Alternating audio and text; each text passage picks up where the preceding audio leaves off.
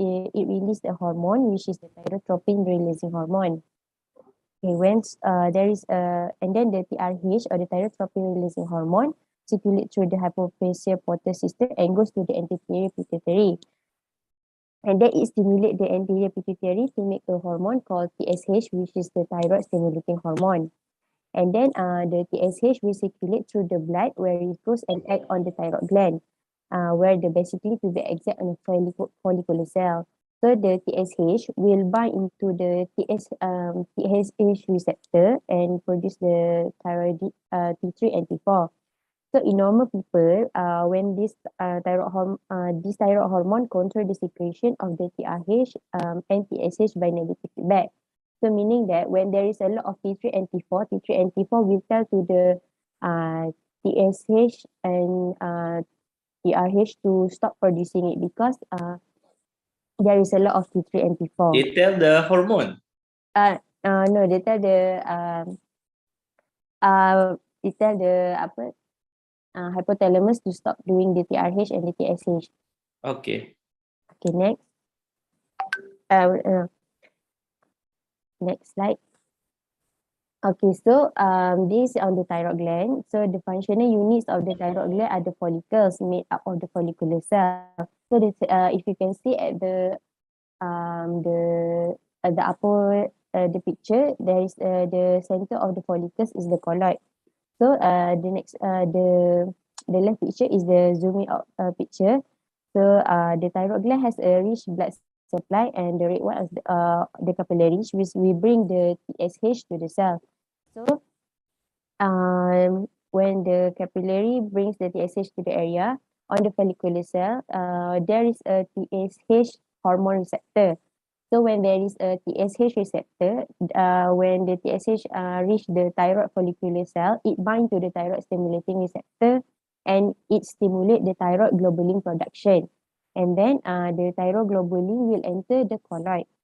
After that, the TSH will also stimulate the expression of the sodium channels such as sodium iodide channels, that allowing the circulating iodine to enter the follicular cell and into the colloid and oxidize to iodine. So the combination of the thyroglobulin and iodine will produce the T3 and T4. And then the T3 and T4 will enter the circulation. So the thyroid hormone travel in circulation bound to the protein. So the main protein being a thyroxine binding protein, and it will go to the cell around our body to elicit an effect of body metabolism. Okay, next. Next is the etiology. So the common causes, the etiology is the Graves' disease, toxic adenoma, and toxic multinodular goiter. So the Graves' disease is an autoimmune disease where the presence of the antibody against the TSH receptor. So when this antibody will bind to the TSH receptor against the TSH receptor, and it will stimulate and activate the TSH receptor, release in the production of the globulin, thyroglobulin, and also increase the production of the iodine and produce the T3 and T4. And then also the toxic adenoma and the toxic multinodular goiter, where there is a genetic mutation causing an abnormal TSH receptor. So the mutated TSH receptor becomes autonomous and it can activate by itself and in the presence or the absence of the TSH. So when the TSH receptor activate by itself, so there is increase in the thyroglobulin and iodine and also the production of the T3 and T4. So the secondary causes, which is not direct to the thyroid gland, is the pituitary adenoma, where there is a tumor in the pituitary that increase the production in a TSH, and then when there is an increase of TSH, it will tell to the thyroid gland to secrete more T3 and T4. And then there is a thyroiditis with the inflammation in the thyroid gland, and also the family history of the thyroid disease, and certain medications such as tamiodiron, lithium, and also the history hypothyroidism, where the patient maybe take too much too much medication of hypothyroidism that will lead to the hyperthyroidism, and also factitious hypothyroidism. Like for some people taking medication to lose weight, as we know that hypothyroidism increase in body metabolism, and then stroma ovary, which is ectopic thyroid hormone production, where the thyroid hormone is being made from a tissue that's not a thyroid gland. So the tumor is called the stroma ovary, where the tumor develops on the ovary, and the tumor develop a thyroidal tissue that can produce a thyroid hormone, and that we exert the effect of the hypothyroidism. Okay. Okay, next for the signs and symptoms shown by by Saira is weight loss. So excess thyroid hormone is associated with high basal metabolic rate. This means that the body burns more energy while it's at rest. So weight loss is a common symptom of hyperthyroidism. Second is insomnia. So hyperthyroidism can cause difficulty sleeping due to arousals from nervousness or irritability, as well as muscle weakness and constant feelings of tiredness. So an overactive thyroid may also lead to night sweats and frequent urge to urinate, both of which can disrupt the sleep. The third is heat intolerance. So the thyroid produce hormones that are able to influence how much the blood vessels dilate. In turn, this affects how much heat can escape the body. So non-vasoactive hormones include serotonin, norepinephrine, insulin, and endothelins. Nitric oxide is the major effector of vasodilation. It's released from endothelial cells by nitric oxide synthase, leads to relaxation. The fourth one is fatigue. So since hyperthyroidism increase the body metabolism, many people initially have a lot of energy. However, as the hyperthyroidism continues, the body tends to break down. So being tired is very common. And then palpitations. So thyroid hormone directly affects the heart and peripheral vascular system. The hormone can increase myocardial anatropy and heart rate and dilate peripheral arteries to increase cardiac output. And then nervousness. So the thyroid hormone usually activates the entire body. It speeds up the body metabolism in a way that causes the entire sympathetic nervous system to be more active. That means the patient is not only experiencing anxiety, she might also experiencing nervous tremors and shaking. Okay, next. So for the other signs and symptoms include hypermetabolic state, sweating, diarrhea, muscle weakness, wasting manifested as exercise intolerance or difficulty climbing stairs. Symptoms which may include pain or diplopia, tachycardia, goiter, and elevated plasma levels of thyroxine or thiodothyronine. How about the appetite?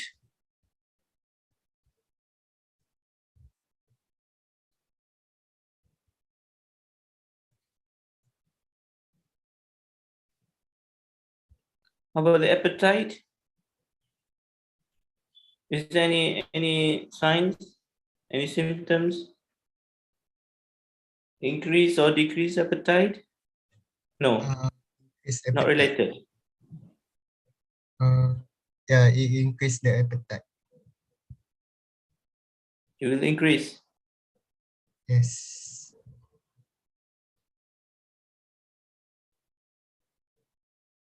Zarifa, do you agree, Zarifa? How about the appetite? Because this is, they are losing their weight.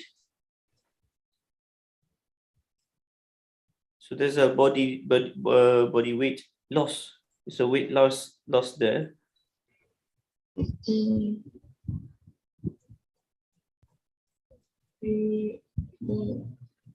Decrease appetite. It's quite tricky, right? Because Yes. so what I found is that there's no association. Means even though they have an increased appetite, okay, but still their body weight is reduced. Also, like if they have very low appetite as well, due to this high hyperthyroidism, they still, have a very thin body weight, very a reduced body weight. So there's no association. So regardless whether it's loss of appetite or maybe they have an increase, but still we can see clearly that the symptoms are like tremors is the most common one. Muscle wasting is not really, it will take some time. For the diarrhea, yes, this is quite common. And it really differs, between people. And if you compare with the hypothyroidism, you can see that their body weight is a bit more bigger, means they are a bit more fatter. And the people with the hypothyroidism also quite, having like the constipation more frequent. But in the hyperthyroidism, we feel that they're having the diarrhea quite common. Okay, but some people say that people with hypothyroidism can also cause the osteoporosis and also the atrial fibrillation. We will look into that. It's quite common, and also if you want to compare with hypothyroidism, I can say that hypothyroidism have a severe type of lethargy, and they suffer from the obesity, and also they have very weak heartbeats. My question is, if someone having the hyperthyroidism, can they also have this hypothyroidism? I mean, after some time or after the treatment? I think yes. Why do you think? Yes. Like for example, like the etiology of the hypothyroidism, when patients have the hypothyroidism and being treated with the medication, and in the long-term period, where the medication itself, like the taking so too much doses of the medication will lead to the hypothyroidism. So I think if the patient undergoing the treatment of the hypothyroidism, the medication will lead to the hypothyroidism, I think. Very good. Yes, it's possible after the treatment. It's quite difficult for us to find the balance. So a close monitoring is essential in this case. One of the other things is like the Graves' disease, where you can find is quite common, and you can detect by the the eyes. Okay, the Graves' disease, the eyes like a ball-like, and they keep on opening their eyes, and it's quite difficult for them to blink, and this can cause the pain or eye dryness. Because some of these hormone cannot regulate the eye movement or eye muscles.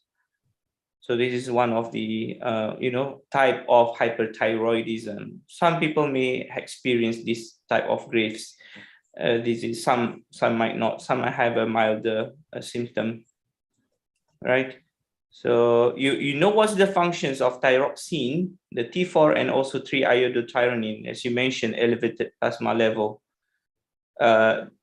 Like they both need to be elevated at the same time for us to consider them as a hypothyroidism.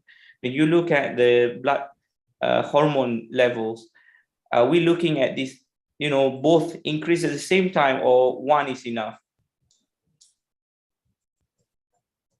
So go back to the functions and what they do. Is that all the time they are increased or at the same time? High, both high at the same time?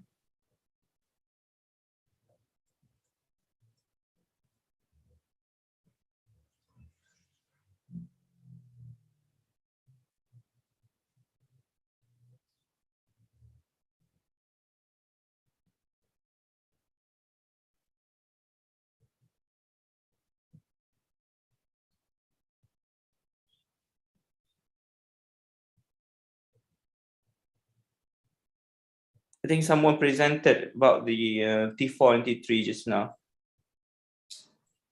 So in real life, when you want to take the blood samples and you look at these, you know, the total thyroid hormones, you know, you look at the free thyroxine, you look at the T3, T4. So my question is, are they necessary to be high, both at the same time, or not necessarily? And for you to diagnose them, I can say diagnose them as a hyperthyroidism. Let's say if it's only T4 is high and T3 is low, can we consider them as hyperthyroidism? What do you think?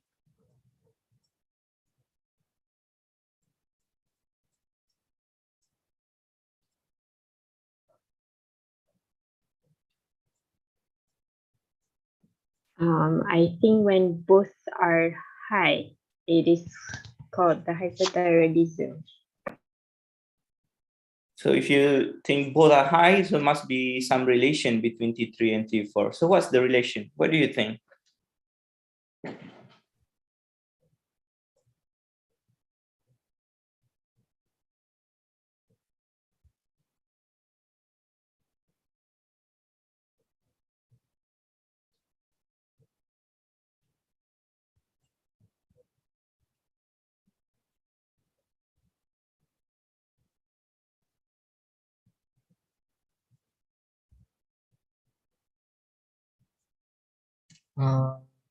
The TT is the active form of T4.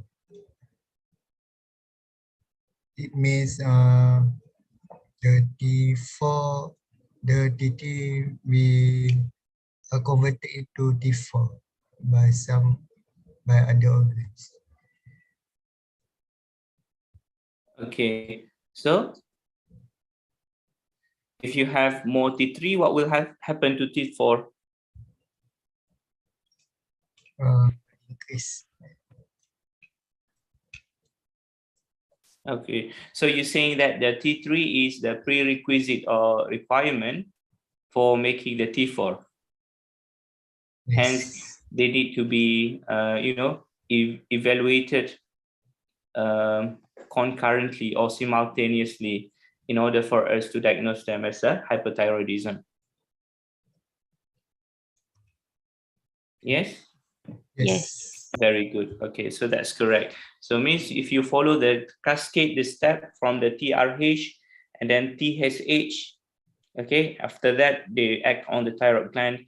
And for the T4 to be produced, of course, they need this precursor. The T3 is the main players. Of course, they will bind to some other protein to make up the structure, but this is the prerequisite or the requirement to make the T4. Hence, we are evaluating them. Okay, if you just look at the T3 also enough, but to confirm and also to measure the total free T4 also is important. Okay, it's important for the evaluation. So both T3 and T4 need to be included inside the assessment for you to say that, okay, this patient is having the hyperthyroidism. Okay. Very good. So you mentioned here thyroglobulin plus iodine and thing. Okay, these another iodine molecules, and they bind and then they make the T3 and also the T4 as well. Okay, but I'm not sure what is important or not. But do you know how much is the percentage of T3 and T4? What is the percentage T3 and T4?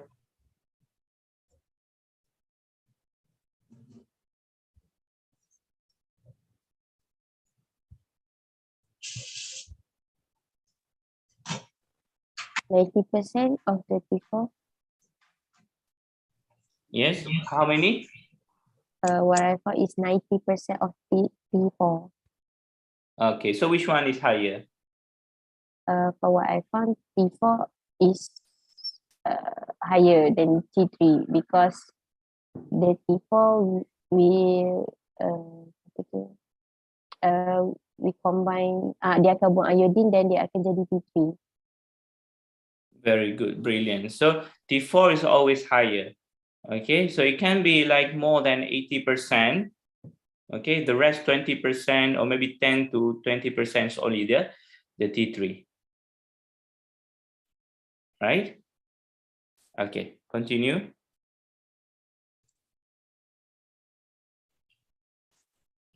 As for the risk factors, the first one is having a history of autoimmune disease, particularly of Graves' disease, having a history of thyroid disease, including thyroid nodules. Thyroid nodules produce additional thyroxine, so the extra thyroxine can cause hyperthyroidism. And then being recently pregnant, so pregnancy can trigger an autoimmune disorder such as Graves' disease, and then female sex. So it affect the women are prone to malfunction of the thyroid than men. But the reason why this happens is not known. So women experience a high flux of hormones during pregnancy and again at menopause. So, and next one is taking iodine intake or an iodine containing medication such as amiodarone. So since iodine is needed to make thyroid hormone, high level of iodine can lead to hyperthyroidism and then experiencing trauma to the thyroid gland. So when a traumatic accident impacts the neck, the physical effects can cause damage to the thyroid, and then being deficient in vitamin D and selenium. So a lower level of vitamin was related to higher probability of Graves' disease. The next possible disease for the trigger is hormonal imbalance. However, the hormone that only include in the presentation is only estrogen and progesterone and also FSH. So there will be imbalance in the estrogen and progesterone. So for the based on the trigger, a woman aged 20 to 30 years old. So the trigger, the patient have 23 years old. So there will be a phase of increase of estrogen hormone levels. So in this phase, the woman at this age more concerned about their appearance. So there will be like more factors that can affect the patients and also affect the estrogen level. So What will happen? What is more obvious if someone having the estrogen imbalance?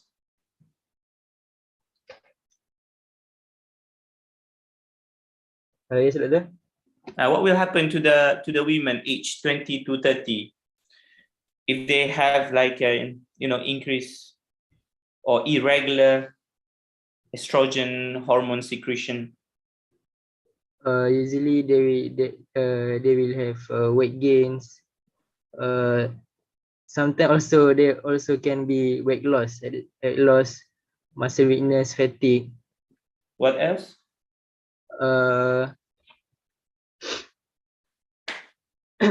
Hair loss. Lagi? Banyak tu estrogen. What else? Amenorrhea. Apa tu? Either they experience irregular periods or non-existent periods. Amenorrhea. Excellent, very good. So that's one of the things, because you mentioned it's women. So specifically, if it's women, you have irregular periods or menstruation. Okay. All right. Continue. Because Okay. you highlighted in orange or in peach color, so that's why you So I thought that you want to stress on that, so that's why I keep asking that section. Okay. Okay. So when the risk factors such as genetic, epigenetic, diet, such as poor nutrition, underweight, lifestyle, and or stress occurs, so it will affect the pituitary glands, and the pituitary gland will release the FSH more than usual, and this will also signal the ovaries. So this will cause the ovaries stop functioning as they should, and this is also affect the production of estrogen and progesterone, and the estrogen and progesterone imbalance will occur. So next, okay, this is the causes of the uh,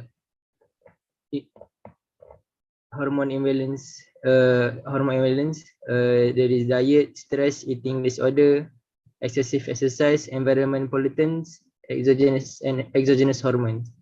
Next.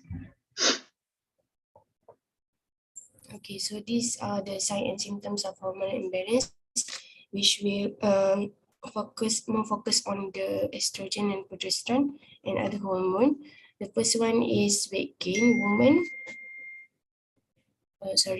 Women who a dip in estrogen level can make people feel hungrier than usual. Thus, it will cause the individual to eat more and gain weight.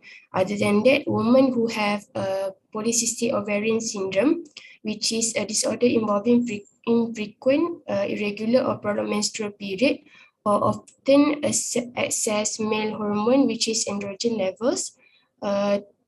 This will cause the woman to have hormonal imbalances.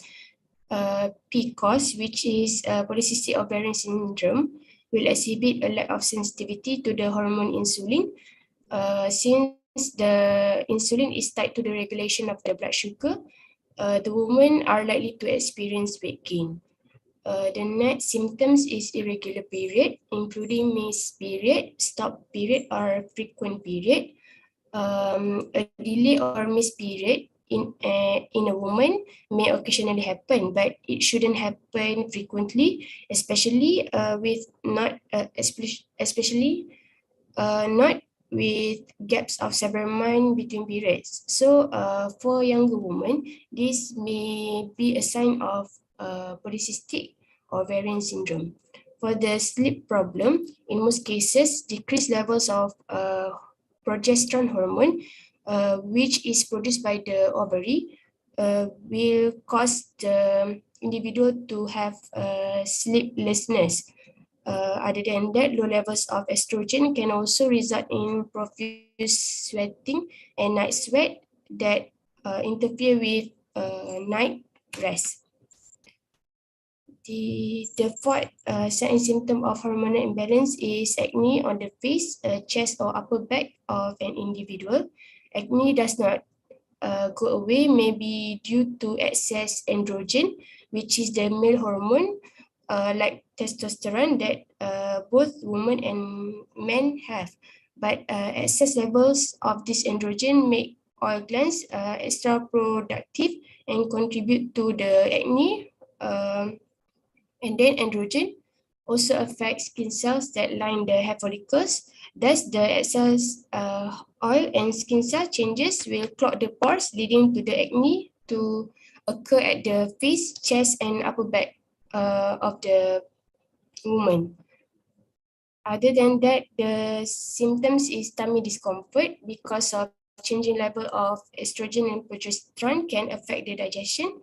This hormonal imbalance tend to occur during the woman's monthly period, and this is why some of the women will complain of having diarrhea and bloating while having period.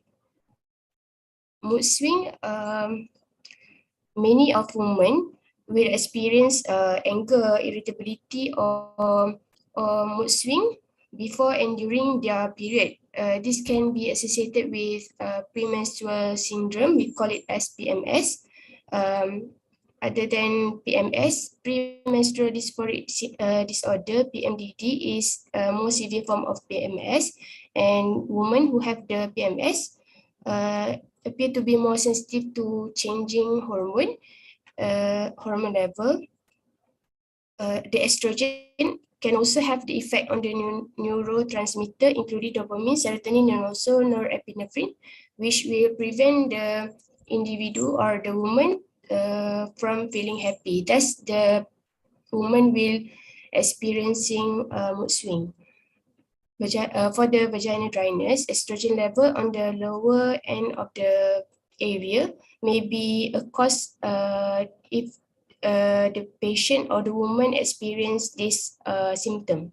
This kind of hormonal imbalance will reduce the moisture at the affected area.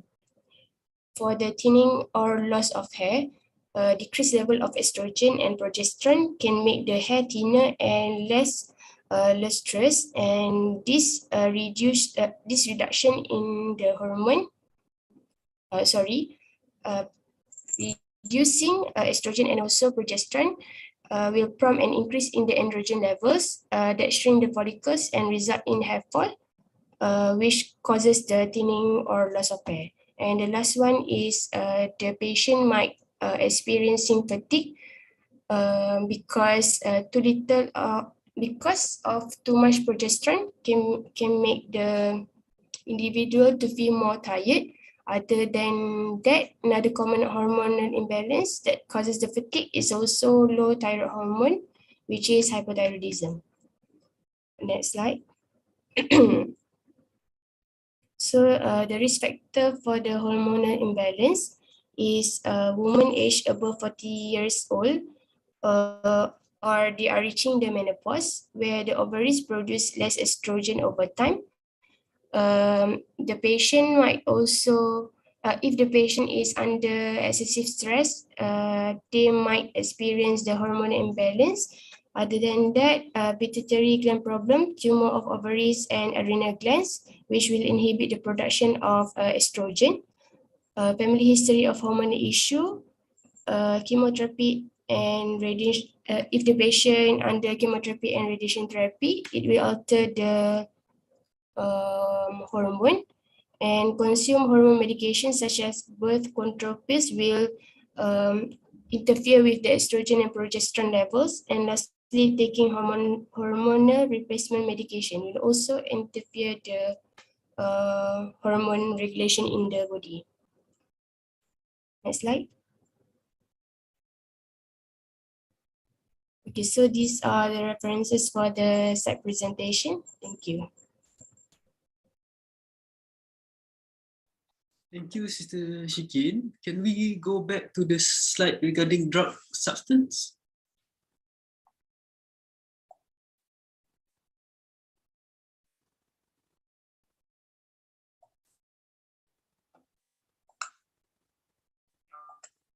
Drug substance abuse. Okay, this is one of my interest area. Regarding drug substance, I think you already learned it in the mental health regarding the drug abuse and effect of the drug abuse. Okay, first of all, which act does the cannabis fall into? Marijuana, cannabis. Cannabinoid, I think. Yeah? Cannabinoid. Cannabinoid. What's the category it falls into the regarding the drug acts?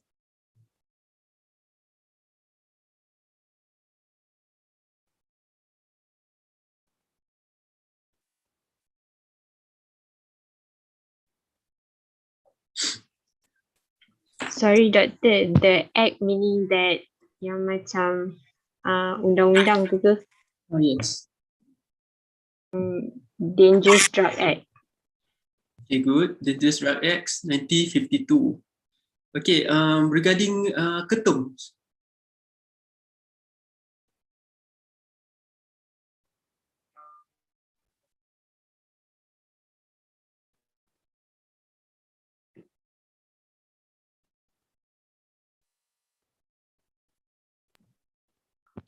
ketum akta racun.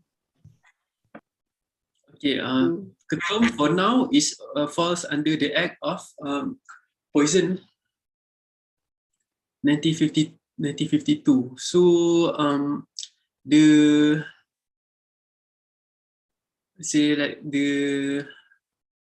the penalties is different from the Dangerous Drug Acts for now. But there is an initiative whereby they want to do research regarding ketums and then want to legalize it for medical purpose as well as the cannabis. Okay, then we have stimulant drugs. Okay.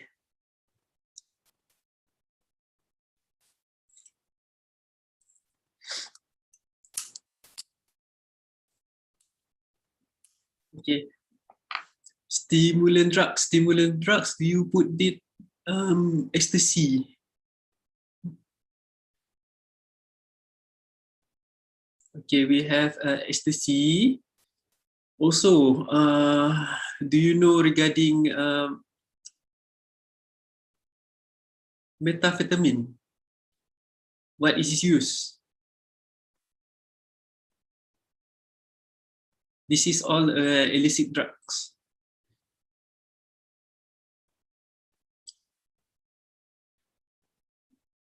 Methamphetamine in forensic science, it is called a rape drug. Okay.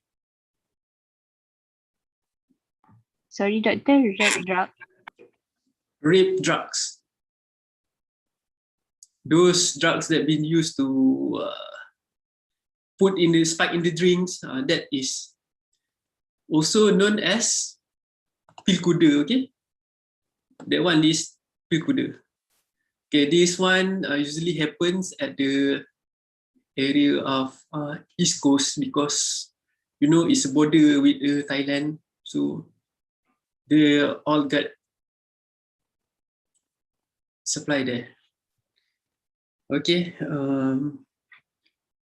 As for the regarding the Malaysia problems regarding cannabis and other drugs, usually there is problems regarding the legal issue, whereby most of them escape the death penalty or something like that because of they bring a good lawyer and then they can challenge regarding the chain of custody, chain of evidence, how they collects, how the procedure. So if they can create a doubt regarding that at the court, so they usually escape the penalties. Okay. Okay. For the we have also ecstasy, MDMA. This is drugs for dance drug lah, MDMA, ecstasy. So usually people take it will dance and then stimulate and then dehydrate, something like that. Effects. Okay, that's all. Dr. Faris, can we proceed with the second trigger?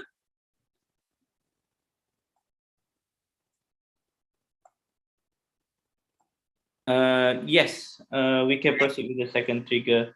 But of course, we need to you need to ask us what do you need, okay? What type of things that you need? Okay. Okay. What more information that you want regarding this case? Doctor, is it provided the vital sign of the patient? Like heart rate? No. Doctor, does the patient consume any medication? No.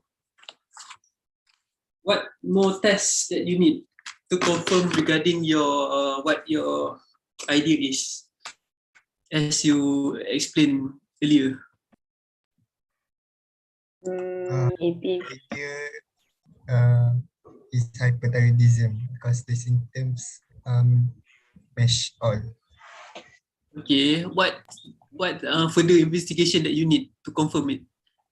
Blood test, T3 and T4 test. Okay. Thyroid function test. Okay, I will reveal the thyroid function test.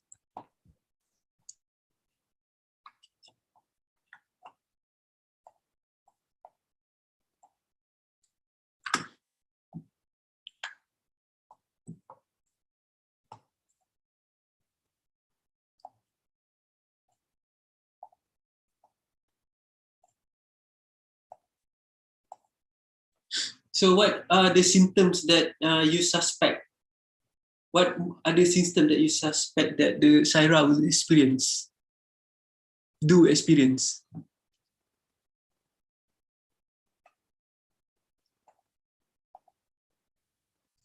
Apa doktor? What do you expect that other symptom that Syra may experience?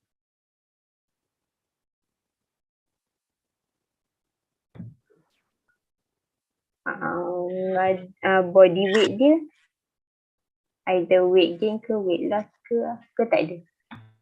Weight loss already mentioned in trigger 1. Ada. Is there any physical examination done, like Okay. the Okay, good. okay. Okay, this is the other clue.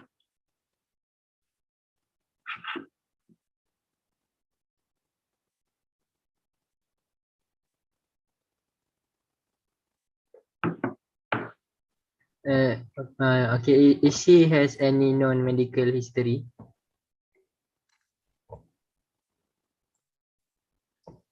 No. No, she's having no medical history.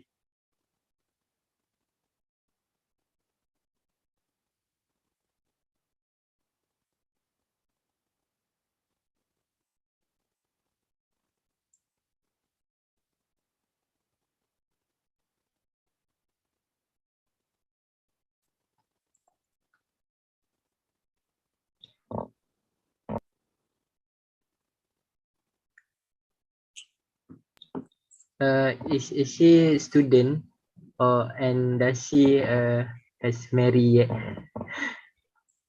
Or is she Azim ni, Azim.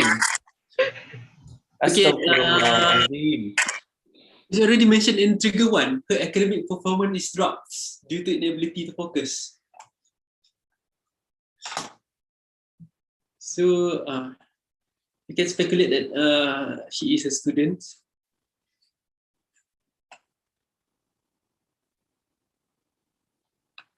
Doctor, does she have a family history of thyroid problem? Not mentioned.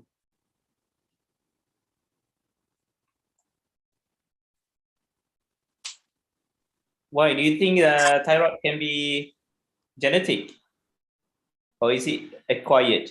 What do you think? Can be genetic also, I Gen- think. Can be both, right? Yes. Yes, correct. Can be both. Like the autoimmune of hypothyroidism. One of the things like T3, increase of T3 level usually associated with grave disease. People with autoimmune disease. So disease can be hereditary or genetic. Also, you can, if you are consuming too much drugs, it's also can, acquired. Means it can disrupt your normal T4 level. So both is true. What else do you need?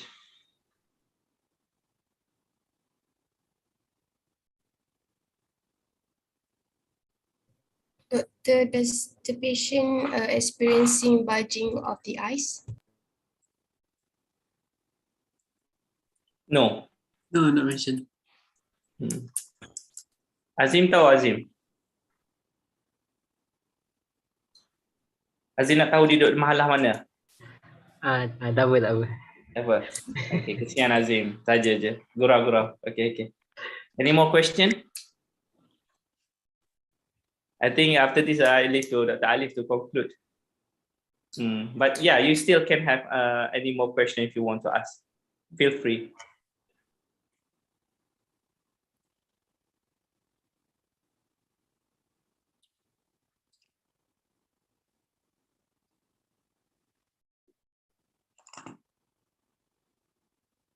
I think that's all.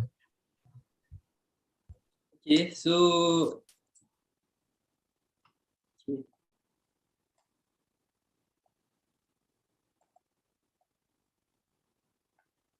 Okay, for the next session,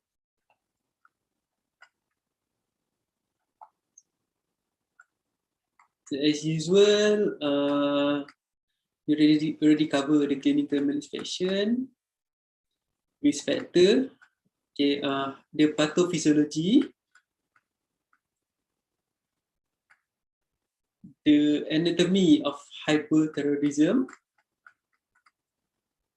Then you need to cover the, as usual, anatomy and physio, and then the health assessment for the patient.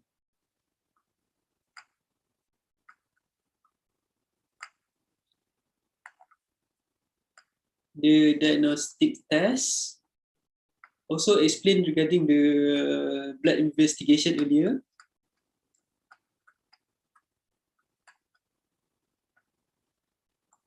The management of hyperthyroidism, whether it's pharmacological, non-pharmacological.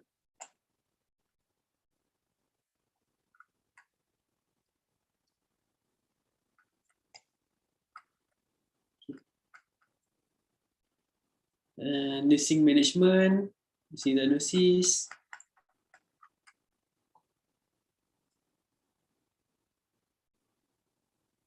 and of course the health education.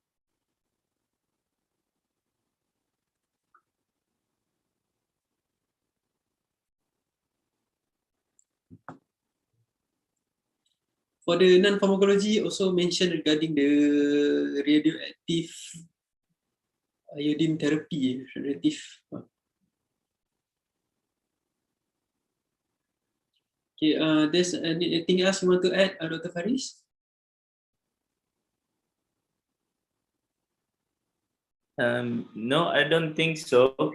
Just I can advise that this is gonna be like the second last. So next week gonna have the last one, right? And that's gonna be physical. No, physical. Okay. So I just want to highlight this PBL. I think this is straightforward, but it's good for you to know what really is happening with this patient. I now want to, stress a bit on this topic because it's kind of important for you to, for your examination or for your assessment. Maybe, okay, this straightforward and simple question can also be asked in your examination. Who knows, okay? So please really careful. I know this is going to be the simplest one as compared to the other cases. And this is going to be like a straightforward case. But don't over or underestimate these questions or anything related to this. Especially the blood test when you want to diagnose them, and it's all kind of saying that this is hyper condition. Why some labs they use the free T4 as one of the diagnostic because the T4 that is produced can be bound to some protein. Some of them is not bound to the protein. Okay, so we are assessing the amount that is not bound. The ready one before they bound to the cells or the tissue. Because the one that is already bound to certain organs or tissue, we cannot really measure them because it's already used up. For the metabolism of your cells need the T4 for them to stay alive and producing the ATP. That's why if you have hyper T4, lots of the cells are, aggressive or overactive. But in the hypo one, you can see there are lots, lot less ATP being produced. So you look at what is the free T4, why we use T4 only, why we use the T3 as one of the thyroid function tests. Okay, the tremors and also the enlargement you can feel and you can palpate and see find it at the location. And you mentioned about the symptoms in the females, quite common in the female, the cystic features in the ovary, isn't it? And if you can also reveal in the next session, what is the ratio in Malaysia according to the KKM? What is the percentage? And you need to be careful with this type of ratio, because maybe one of us might have these symptoms, and these can be obviously due to your food intake, the type of food or the type of drink that you take. If it's acquired, means all these junk food, all these GMO food, they can alter the integrity of the T4. So make sure you know about that and how that is important for you to advise the patient later on what is the best. No, that's haram. You cannot eat pig. Okay, just joking. All right, so just take good care of yourself. I think that's it from my side. You just take care, and inshallah next week we try to have a session and we can do some small celebration, and maybe we can find some place where we can potluck and bring your own food while we're having the final session. Okay, you let us know where is the location and also the time. I think that's it from my part, Dr. Alif. Okay, so you decide when, because Monday also we have public holiday, right? Okay, okay, we end our class with Tasbih Hurrah and Suratul As.